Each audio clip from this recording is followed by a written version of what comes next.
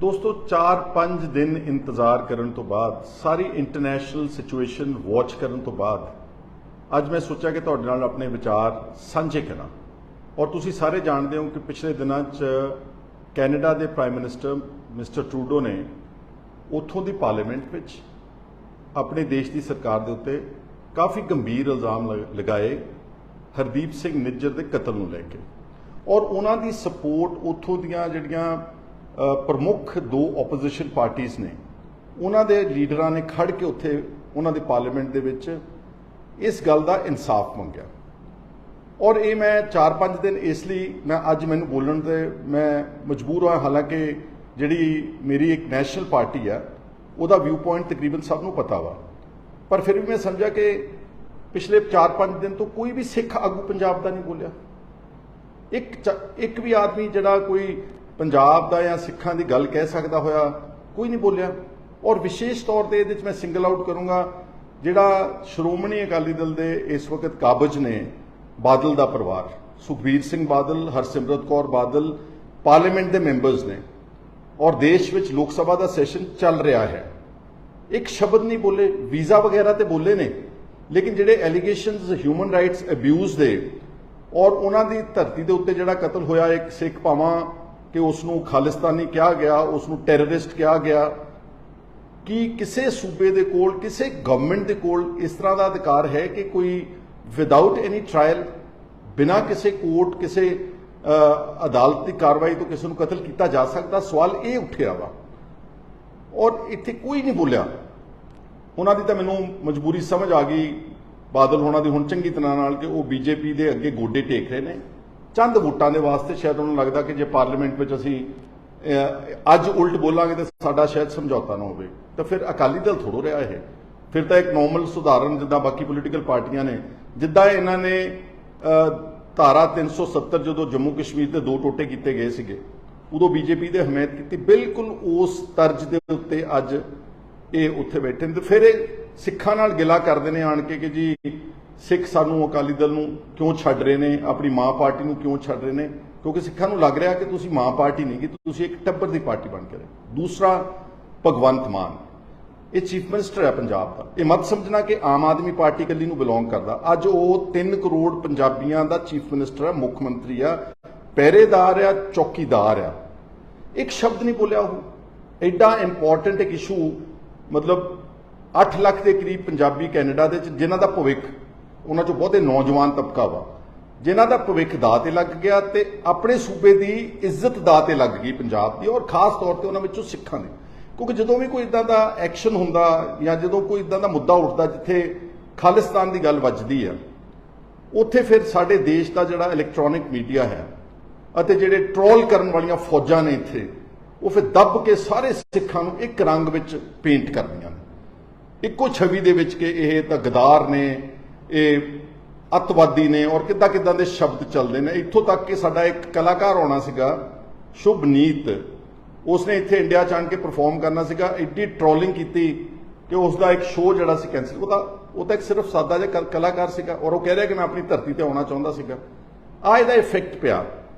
इहदे मुकाबले ते जदों कोई दूजियां वक्खवादी सुरां उठदियां ने, कोई हिंदू राष्ट्र की गल करदा ते उत्थे तां कोई इदां दा नज़रिया नहीं बनाया जांदा कि यह देश टुट जावेगा। उदों तो नैशनल मीडिया कुछ नहीं बोलता। इहदे नालों कई गुणा ज़्यादा ब्लेटेंटली शरेआम कानून ते संविधान दीयां धज्जियां उड़ा के इत्थे हिंदू राष्ट्र की गल कही जाती है। मैं कोई खालिस्तान के हक विच नहीं गा, बिल्कुल अच्छी तरह मैं पहला इत्थे क्लैरिफाई करना चाहना। पर मैं जो बाहरों बैठा एक देख रहा वहाँ एक दृश्य जिहदे साडे पंजाब की ते सिखां दी भंडी प्रचार किया जा रहा, पंजाबियों का विच ही भंडी प्रचार हो रहा वा। तो मैं समझदा तो किसी को तो बोलना चाहिए सी। भगवंत मान छोटी छोटी गल ते उठ के सवेरे ट्वीट करता, आ कदी कहंदा जी फलाने लीडर नूं 10वीं नहीं पढ़नी आई, इनू मैं कहना पंजाबी च 10वीं करके दिखा दे, 45% नंबर लैके आ जा। छोटिया छोटिया गल्लां ते होर टिचरां करदा ओपोजिशन नूं।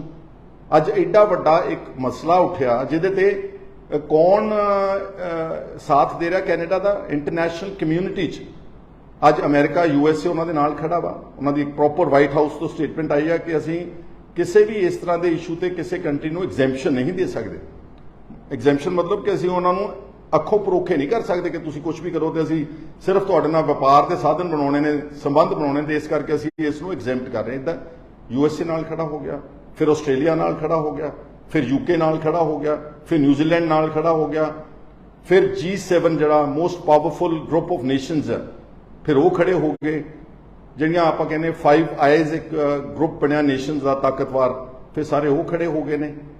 ਔਰ ਸਿਰਫ ਉਹ ਜਾਣਨਾ ਕੀ ਚਾਹੁੰਦੇ ਨੇ ਕਿ ਜਿਹੜੇ ਇਲਜ਼ਾਮ ਟਰੂਡੋ ਨੇ ਪਾਰਲੀਮੈਂਟ ਵਿੱਚ ਲਾਏ, ਔਰ ਉਸ ਤੋਂ ਬਾਅਦ ਉਹਨੇ ਜਸਟਿਨ ਟਰੂਡੋ ਨੇ, ਪ੍ਰਾਈਮ ਮਿਨਿਸਟਰ ਨੇ, ਇਹ ਇਲਜ਼ਾਮ ਕੱਲ ਫਿਰ ਦੁਬਾਰਾ ਜਿਹੜਾ ਨਿਊਯਾਰਕ ਦੇ ਵਿੱਚ UNO ਦੀ ਜਿਹੜੀ ਜਨਰਲ ਅਸੈਂਬਲੀ ਅਟੈਂਡ ਕਰਨ ਤੋਂ ਬਾਅਦ ਬਾਹਰ ਜਦੋਂ ਨਿਕਲਿਆ, ਉੱਥੇ ਜਿਹੜੀ ਇੰਟਰਨੈਸ਼ਨਲ ਮੀਡੀਆ ਸੀਗਾ, ਉੱਥੇ ਫਿਰ ਆਪਣੇ ਇਲਜ਼ਾਮ ਦੁਹਰਾਏ ਔਰ ਉਹਨੇ ਕਿਹਾ we have credible information. After all ਉਹ ਦੇਸ਼ ਦਾ ਪ੍ਰਾਈਮ ਮਿਨਿਸਟਰ ਆ। ਔਰ ਪਿਛਲੇ ਦਿਨਾਂ 'ਚ ਸ਼ਾਇਦ ਇੱਕ ਅੱਧੇ ਦਿਨ ਦੇ ਵਿੱਚ CBC ਨੇ ਵੀ ਇੱਕ ਰਿਪੋਰਟ ਛਾਇਆ ਕੀਤੀ ਹੈ, ਕੈਨੇਡੀਅਨ ਬ੍ਰੌਡਕਾਸਟਿੰਗ ਜਿਹੜਾ ਉਹਨਾਂ ਦਾ ਟੈਲੀਵਿਜ਼ਨ ਹੈਗਾ CBC, ਉਸਨੇ ਵੀ ਇੱਕ ਰਿਪੋਰਟ ਉਹਨੇ ਕੋਟ ਕੀਤਾ CIS ਨੂੰ, ਕੈਨੇਡੀਅਨ ਇੰਟੈਲੀਜੈਂਸ ਸਰਵਿਸ ਨੂੰ। ਜੋ ਵੀ, ਮੈਂ ਉਹਦੀ ਡਿਟੇਲਸ ਨਹੀਂ ਜਾਣਾ ਚਾਹੁੰਦਾ, ਮੈਂ ਫਿਰ ਕਹਿਣਾ ਚਾਹੁੰਦਾ ਕਿ ਮੈਂ ਕਿਸੇ ਦਾ ਪੱਖ ਨਹੀਂ ਲੈ ਰਿਹਾ। ਅੱਜ ਇੰਟਰਨੈਸ਼ਨਲ ਮੀਡੀਆ, ਇੰਟਰਨੈਸ਼ਨਲ ਜਿਹੜਾ ਦੇਸ਼ ਨੇ, ਉਹਦੇ ਵਿੱਚ ਭਾਰਤ ਦੀ ਬਦਨਾਮੀ ਹੋ ਰਹੀ ਆ। ਇਹ ਭਾਵੇਂ ਤੁਸੀਂ ਮੰਨੋ ਤੇ ਚਾਹੇ ਨਾ ਮੰਨੋ, ਜਿਹੜੇ ਇੱਥੇ ਆਪਾਂ ਬੈਠਦੇ ਨੇ ਰੋਜ਼, ਜਿਹੜਾ ਆਪਾਂ ਕਹਿੰਦੇ ਨਾ ਕਿ ਅਸੀਂ G20 ਦੀ ਸਮਿਟ ਕਰਾ ਕੇ ਦਿੱਲੀ ਵਿੱਚ ਬਹੁਤ ਵੱਡੇ ਪੱਧਰ ਦੇ ਵਿਸ਼ਵ ਪੱਧਰੀ ਭਾਰਤ ਦਾ ਅਸੀਂ ਇੱਕ ਨਾਮ ਖੱਟਿਆ ਵਾ, ਉਹ ਇੱਕ ਇਨਸੀਡੈਂਟ ਨੇ ਤੁਹਾਡਾ ਨਾਮ ਖਰਾਬ ਕੀਤਾ ਵਾ। ਔਰ rule of law, rule of constitution, ਇਹ ਤਾਂ ਸਭ ਤੋਂ ਵੱਡੀ ਮੰਗ ਹੈ ਨਾ ਦੁਨੀਆ ਦੇ ਵਿੱਚ ਕਿ ਅੱਜ ਜੇ ਸਿੱਖ ਜਿਹੜੇ ਨੇ, ਫਰਜ਼ ਕਰੋ ਅਗਰ ਇਹ ਗੱਲ ਇਲਜ਼ਾਮ ਸੱਚੇ ਨਿਕਲਦੇ ਨੇ, ਕੱਲ ਨੂੰ ਕੋਈ ਕੈਨੇਡੀਅਨ ਗਵਰਨਮੈਂਟ ਉੱਥੇ ਤੁਹਾਨੂੰ ਐਵੀਡੈਂਸ ਪ੍ਰੋਡਿਊਸ ਕਰਦੀ ਹੈ, ਹਾਲਾਂਕਿ ਉਹਨਾਂ ਨੇ ਕਿਹਾ ਕਿ ਯਾਰੀ ਕਿ ਸਾਡੀ ਜਿਹੜੀ CIS ਦੀ ਜਿਹੜੀ ਔਰਤ ਇੱਕ ਹੈਡ ਹੈ ਉਹਨਾਂ ਦੀ, ਉਹ ਇੰਡੀਆ ਵਿਜ਼ਿਟ ਕਰਕੇ ਇੱਥੋਂ ਦੀ ਸਰਕਾਰ ਨੂੰ ਕਾਫੀ ਹੱਦ ਤੱਕ ਇਸ ਕਤਲ ਦੇ ਮੁਤਲਕ ਸਬੂਤ, ਰਿਕਾਰਡਿੰਗਸ ਦਿਖਾ ਕੇ ਗਈ ਹੈ। ਅਗਰ ਕੱਲ ਨੂੰ ਇਹ ਸਬੂਤ ਸੱਚੇ ਨਿਕਲਦੇ ਨੇ ਤੇ ਸਾਰੇ ਭਾਰਤ ਦਾ, ਸਾਰੀ ਦੁਨੀਆ ਦੇ ਵਿੱਚ ਸਿਰ ਜਿਹੜਾ ਹੈ ਉਹ ਨੀਵਾਂ ਹੋਵੇਗਾ। ਅਗਰ ਆਪਾਂ ਟਰੂਲੀ ਭਾਰਤੀ ਹਾਂ, ਅਗਰ ਟਰੂਲੀ ਇੰਡੀਅਨਸ ਹਾਂ, then why do we support such extrajudicial killings? Do not we have a law? ਅਗਰ ਫਰਜ਼ ਕਰੋ ਕੋਈ ਡਿਲੇ ਕਰ ਰਿਹਾ ਕਿ ਕੈਨੇਡਾ ਜਿਹੜਾ ਐਕਸਟ੍ਰਾਡਾਈਟ ਨਹੀਂ ਕਰ ਰਿਹਾ ਉੱਥੋਂ ਦੇ ਜਿਹੜੇ ਸਾਨੂੰ ਵਾਂਟਡ ਬੰਦੇ ਨੇ, ਅੱਜ ਨਹੀਂ ਹੋਊਗਾ, ਸਾਲ ਨੂੰ ਹੋ ਜਾਊਗਾ, 2 ਸਾਲਾਂ ਨੂੰ ਹੋ ਜਾਊ, 3 ਨੂੰ ਹੋ ਜਾਊਗਾ, 5 ਨੂੰ ਹੋ ਜਾਊਗਾ। ਆਪਾਂ ਵੀ ਇੱਥੇ ਬਹੁਤ ਸਾਰੀਆਂ ਸਾਡੀਆਂ ਟ੍ਰਾਇਲਸ ਨੇ, ਇੰਨੀਆਂ ਡਿਲੇਡ ਨੇ, ਇੱਕ ਜਨਰੇਸ਼ਨ ਲੰਘ ਜਾਂਦੀ ਹੈ। ਕੀ ਆਪਣੇ ਕੋਲ ਅਧਿਕਾਰ ਹੈ ਕਿ ਅਸੀਂ ਦੇਸ਼ ਟੱਪ ਕੇ ਅੱਗੇ ਜਾ ਕੇ ਤੇ ਉੱਥੇ ਬੰਦੇ ਚੱਕ ਲਈਏ? ਇਹਦਾ ਮਤਲਬ ਇਹ ਹੋਇਆ ਕਿ ਜਿਹੜੇ ਪੰਜਾਬੀ ਨੇ ਤੇ ਸਿੱਖ ਨੇ, ਉਹ ਪੰਜਾਬ ਵਿੱਚ ਤਾਂ ਮਹਿਫੂਜ਼ ਹੈ ਹੀ ਨਹੀਂ ਹਨ, ਉਹ ਉੱਥੇ ਵੀ ਮਹਿਫੂਜ਼ ਨੇਗੇ। ਔਰ ਇੱਥੇ ਮੈਂ ਤਾਂ ਕਹਿ ਰਿਹਾ ਕਿ ਇੱਥੇ ਇੱਕ ਟਰੈਕ ਰਿਕਾਰਡ ਹੈ ਪੁਰਾਣਾ, ਪਿਛਲੇ 30, 35, 40 ਸਾਲ ਤੋਂ, ਕਿ ਪੰਜਾਬ ਦੇ ਵਿੱਚ ਝੂਠੇ ਪੁਲਿਸ ਮੁਕਾਬਲਿਆਂ ਵਿੱਚ, ਐਕਸਟਰਾ ਜੁਡੀਸ਼ੀਅਲ ਕਿਲਿੰਗਸ ਵਿੱਚ ਬੰਦੇ ਨਹੀਂ ਮਾਰੇ ਗਏ। ਪਰਸੋਂ ਚੌਥ ਹੀ ਅੰਮ੍ਰਿਤਸਰ ਦੇ ਅਦਾਲਤ ਨੇ 3 ਕੇ 4 ਪੁਲਿਸ ਵਾਲਿਆਂ ਨੂੰ ਸਜ਼ਾ ਦਿੱਤੀ ਆ for killing people innocent, 6 in fake encounter. ਔਰ ਵੈਸੇ ਵੀ ਹੋਰ ਬਹੁਤ ਸਾਰੀਆਂ ਗੱਲਾਂ ਨੇ। ਕੀ ਇਹਦੇ ਨਾਲ ਸਾਡਾ ਸਿਰ ਉੱਚਾ ਹੁੰਦਾ?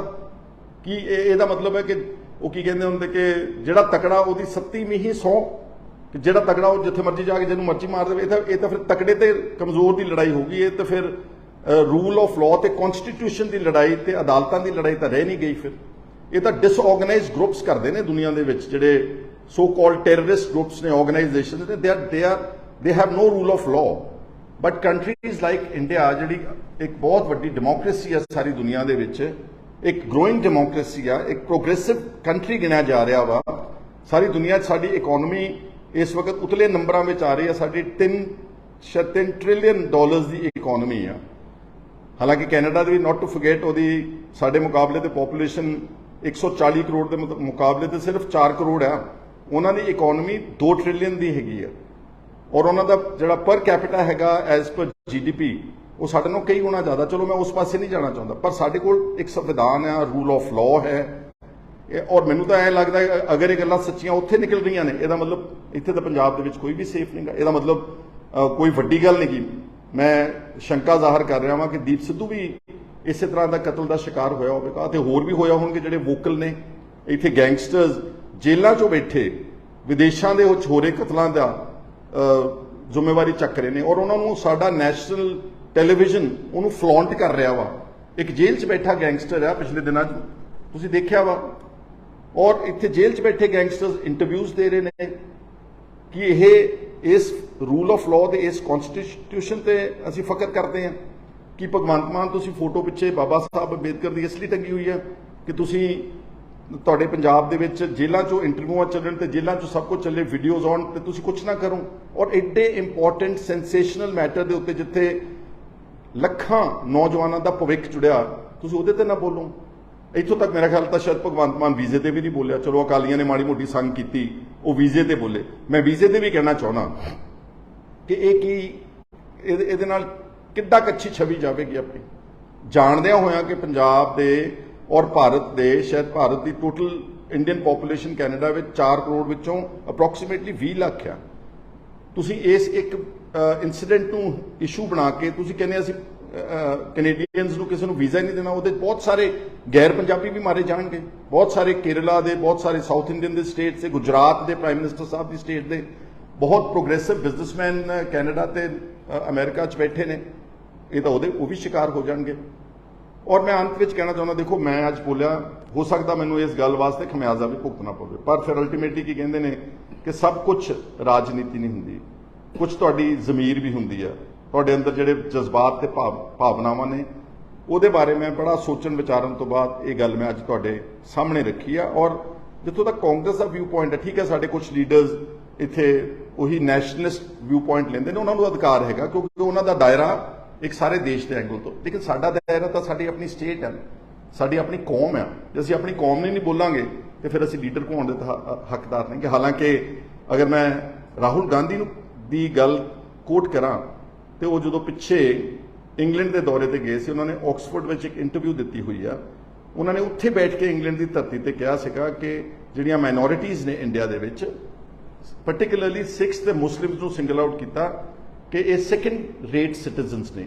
ਇਹ ਮੈਂ ਨਹੀਂ ਕਹਿ ਰਿਹਾ ਸਾਡੇ ਕਾਂਗਰਸ ਦਾ ਟੌਪ, ਔਰ ਐਨੀ ਫੀਲ ਸੋ, ਕਿਉਂਕਿ ਜੋ ਪਿਛਲੇ ਸਾਲਾਂ ਦੇ ਵਿੱਚ ਜਿਸ ਢੰਗ ਦੇ ਨਾਲ ਵਿਤਕਰਾ ਹੋਇਆ, ਟਾਰਗੇਟਿੰਗ ਹੋਈ, ਹੇਟ ਕੈਂਪੇਨਸ ਚਲਾਏ ਗਏ, ਵਿਲੀਫਿਕੇਸ਼ਨ ਕੈਂਪੇਨ ਚਲਾਇਆ ਗਿਆ, ਇਹ ਸਾਰੀ ਦੁਨੀਆ ਨੂੰ ਦਿਸ ਰਿਹਾ ਨਾ। ਉਹ ਠੀਕ ਹੈ ਕਿ ਅਗਰ ਆਪਾਂ ਆਪਣੀ ਅੱਖਾਂ ਬੰਦ ਕਰੀਏ ਕਿ ਅਸੀਂ ਨਹੀਂ ਦੇਖਣਾ ਚਾਹੁੰਦੇ ਇਹ ਮਸਲਾ, ਲੇਕਿਨ ਦੁਨੀਆ ਜਿਹੜੀ ਹੈ ਅੱਜ ਬਹੁਤ ਤੇਜ਼ੀ ਦੇ ਨਾਲ ਇੰਟਰਕਨੈਕਟਡ ਹੈ, ਸੋਸ਼ਲ ਮੀਡੀਆ ਨਾਲ ਕਨੈਕਟਡ ਹੈ, ਕਈ ਪਲੇਟਫਾਰਮਸ ਨਾਲ ਕਨੈਕਟਡ ਹੈ, ਮੀਡੀਆ ਬਹੁਤ ਐਕਸੈਸਿਬਲ ਹੈ। ਸੋ ਮੈਂ ਕਿਸੇ ਦੀ ਮੁਖਾਲਫਤ ਕਰਨ ਵਾਸਤੇ ਇੱਥੇ ਨਹੀਂ ਆਇਆ, ਮੈਂ ਤਾਂ ਸਿਰਫ ਇਹ ਕਹੂੰਗਾ ਕਿ ਅੱਜ ਸਾਡੇ ਦੇਸ਼ ਨੂੰ ਪਾਰਲੀਮੈਂਟ ਸੈਸ਼ਨ ਔਨ ਚੱਲ ਰਿਹਾ ਵਾ, ਉਸ ਵਿੱਚ ਵੈਸੇ ਹੀ ਫਰਜ਼ ਬਣਦਾ ਸੀਗਾ ਗਵਰਨਮੈਂਟ ਆਫ ਇੰਡੀਆ ਦੇ ਟੌਪ ਲੀਡਰਸ ਦਾ ਕਿ ਉਹ ਪ੍ਰੋਪਰ ਤੌਰ ਤੇ ਇਸ ਸਾਰੀ ਗੱਲ ਨੂੰ ਕਲੈਰੀਫਾਈ ਕਰਦੇ। ਔਰ ਅੱਜ ਵੀ ਮੈਂ ਚਾਹੂੰਗਾ ਕਿ ਕਿਰਪਾ ਕਰਕੇ ਜਿਹੜਾ ਤੁਸੀਂ ਵੀਜ਼ਾਜ਼ ਉਡਾਤੇ ਨੇ ਸਾਰੇ, ਔਰ ਤੁਸੀਂ ਆਰਟਿਸਟ ਨੂੰ ਇੱਥੇ ਇੰਡੀਆ ਦੀ ਧਰਤੀ ਤੇ ਪਰਫਾਰਮ ਨਹੀਂ, ਇਹਦੇ ਨਾਲ ਕੜੱਤਨ ਵਧਣੀ ਹੈ, ਇਹਦੇ ਨਾਲ ਕੜੱਤਨ ਘਟਣੀ ਨਹੀਂ ਗੀ। ਇਹ ਅੰਦਾਜ਼ਾ ਲਾਓ ਕਿ ਤੁਹਾਡਾ ਟ੍ਰੇਡ ਇੰਡੀਆ ਦਾ ਇਫੈਕਟ ਹੋਵੇਗਾ। ਆਫਟਰ ਆਲ ਕਾਫੀ ਵੱਡੇ ਪੱਧਰ ਦੇ ਉੱਤੇ ਇੰਡੀਆ ਔਰ ਕੈਨੇਡਾ ਦਾ ਟ੍ਰੇਡ ਦੇ ਸੰਬੰਧ ਨੇ। ਅਲਟੀਮੇਟਲੀ ਜੇ ਇਸ ਲੈਵਲ ਤੇ ਆ ਗਏ, ਅਸੀਂ ਡਿਪਲੋਮੈਟਿਕ ਟਾਈਜ਼ ਕੱਟ ਦਿੱਤੇ ਨੇ, ਫਿਰ ਅਲਟੀਮੇਟਲੀ ਫਲਾਈਟਸ ਵੀ ਬੰਦ ਹੋ ਜਾਣਗੀਆਂ ਕਿ ਅਸੀਂ ਆਈਸੋਲੇਟਿਡ ਤਰੀਕੇ ਨਾਲ ਇਸ ਆਪਣੇ ਦੇਸ਼ ਨੂੰ ਅੱਗੇ ਲਿਜਾ ਸਕਾਂਗੇ। ਤਾਂ ਮੈਂ ਸਮਝਦਾ ਕਿ ਜੋ ਇਹ ਮਸਲਾ ਉੱਠਿਆ ਵਾ, ਜੋ ਇੱਕ ਐਲੀਗੇਸ਼ਨਸ ਨੇ, ਹਲੇ ਹੋ ਸਕਦਾ ਇਸ ਨੂੰ ਬਹੁਤ ਚੰਗੇ ਤਰੀਕੇ ਨਾਲ ਸਾਡੀ ਗਵਰਨਮੈਂਟ ਜਿਹੜੀ ਉਹਨੂੰ ਕਲੈਰੀਫਾਈ ਕਰ ਸਕਦੀ ਹੈ। ਅਗਰ ਕਿਸੇ ਨੇ ਗਲਤੀ ਕੀਤੀ ਹੈ, ਫਰਜ਼ ਕਰੋ ਹੋ ਸਕਦਾ ਕਿ ਸਰਕਾਰ ਦੀ ਅੱਖ ਤੋਂ ਥੱਲੇ ਕਿ ਯਾਰ ਬਹੁਤ ਸਾਰੇ ਕੰਮ ਕਰ ਜਾਂਦੇ ਨੇ, ਜਿੱਦਾਂ ਪੰਜਾਬ ਦੇ ਵਿੱਚ ਉਸ ਵਕਤ ਮਿਲੀਟੈਂਸੀ ਦੇ ਦੌਰ ਦੇ ਵਿੱਚ ਕਈਆਂ ਨੇ ਆਪਣੀਆਂ ਬੜੀਆਂ ਰੋਟੀਆਂ ਸਿੱਕੀਆਂ, ਕਈਆਂ ਨੇ ਬੜੇ ਬਦਲੇ ਲਏ, ਕਈਆਂ ਨੇ ਬਹੁਤ ਘਰਾਂ ਦੇ ਘਰ ਤਬਾਹ ਕਰ ਦਿੱਤੇ, ਘਰ ਸਾੜ ਦਿੱਤੇ, ਲੋਕਾਂ ਨੂੰ ਬੇਗੁਨਾਹ ਲੋਕਾਂ ਨੂੰ ਮਾਰ ਦਿੱਤਾ।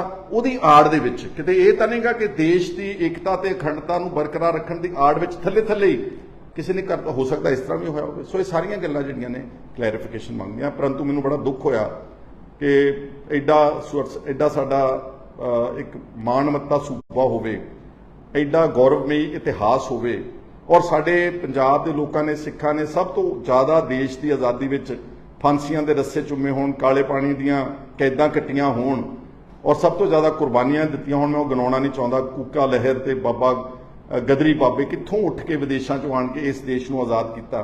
ਅੱਜ ਵੀ ਸਾਡੇ ਬੰਦੇ ਨੇ ਜਿਹੜੇ, ਜਦੋਂ ਕੋਈ ਬਾਰਡਰਸ ਦੇ ਉੱਤੇ ਕੋਈ ਦੇਸ਼ ਹਮਲਾ ਕਰਦਾ, ਦੂਸਰਾ ਵਿਰੋਧੀ ਦੇਸ਼, ਤੇ ਜਦੋਂ ਕਫਨ ਆਉਂਦੇ ਨੇ ਪੰਜਾਬ ਦੇ ਵਿੱਚ, ਉਹਦੇ 'ਚ ਹਮੇਸ਼ਾ ਜਾਂ ਇੰਡੀਆ 'ਚ ਆਉਂਦੇ ਨੇ, ਜਦੋਂ ਮਰਦੇ ਨੇ ਬਾਰਡਰਸ ਦੇ ਰਖਵਾਲੀ, ਉਹ ਪੰਜਾਬ ਦੇ ਹੀ ਬਸ਼ਿੰਦੇ ਹੁੰਦੇ ਹਨ। ਔਰ ਇਸ ਤੋਂ ਇਲਾਵਾ ਜੋ ਸਾਡਾ ਸਪੋਰਟਸ ਵਿੱਚ ਯੋਗਦਾਨ ਹੈ, ਜੋ ਸਾਡਾ ਫੂਡ ਪ੍ਰੋਡਕਸ਼ਨ ਵਿੱਚ ਇਸ ਦੇਸ਼ ਨੂੰ ਸੈਲਫ ਸਫੀਸ਼ੀਐਂਟ ਕੀਤਾ, ਖਾਣ ਪੀਣ ਦੀਆਂ ਚੀਜ਼ਾਂ ਵਿੱਚ, ਅਨਾਜ ਵਿੱਚ, ਉਹ ਗੱਲਾਂ ਸਾਰੀਆਂ ਸੈਕੰਡਰੀ ਨੇ। ਉਹ ਸਾਡਾ ਯੋਗਦਾਨ ਐਂ ਲੱਗਦਾ ਜਦੋਂ ਸਾਡੇ ਤੇ ਹਮਲਾ ਹੁੰਦਾ ਔਰ ਸਭ ਨੂੰ ਇੱਕੋ ਹੀ ਟੈਗ ਵੱਖਵਾਦੀ, ਅੱਤਵਾਦੀ, ਪਤਾ ਨਹੀਂ ਉਗਰਵਾਦੀ ਕਹਿ ਕੇ ਟੀਵੀਆਂ ਦੇ ਉੱਤੇ ਭੰਡਿਆ ਜਾਂਦਾ ਵਾ ਉਹ ਸਾਨੂੰ ਸਭ ਨੂੰ ਦੁੱਖ ਹੁੰਦਾ, ਮੈਨੂੰ ਵੀ ਬਹੁਤ ਦੁੱਖ ਹੁੰਦਾ। ਉਮੀਦ ਕਰਦਾ ਕਿ ਸਾਡੀ ਸਰਕਾਰ ਠੀਕ ਕੋਰਸ ਲਵੇਗੀ ਔਰ ਅਪਰੋਪਰੀਏਟ ਐਕਸ਼ਨ ਲਵੇਗੀ ਤਾਂ ਕਿ ਸਾਡੀ ਇੰਡੀਆ ਦੀ ਜਿਹੜੀ ਰੈਪੂਟੇਸ਼ਨ ਹੈ ਉਹ ਸਾਰੀ ਦੁਨੀਆ ਦੇ ਵਿੱਚ ਅੱਛੀ ਰਵੇ, ਬਹਾਲ ਰਵੇ ਔਰ ਸਾਡਾ ਦੇਸ਼ ਜਿਹੜਾ ਉਹ ਪ੍ਰੋਗਰੈਸ ਕਰਦਾ ਰਵੇ। ਮੇਰੇ ਨਾਲ ਅੱਜ ਦੇ ਇਹਨਾਂ ਵਿਚਾਰਾਂ ਤੇ ਜੁੜਨ ਵਾਸਤੇ ਤੁਹਾਡਾ ਸਾਰਿਆਂ ਦਾ ਬਹੁਤ ਸ਼ੁਕਰੀਆ। Just do not comment out of hatred, try to comment out of reasoning. ਇੱਕ ਵਾਰ ਫਿਰ ਤੁਹਾਡਾ ਧੰਨਵਾਦ। Thank you so much.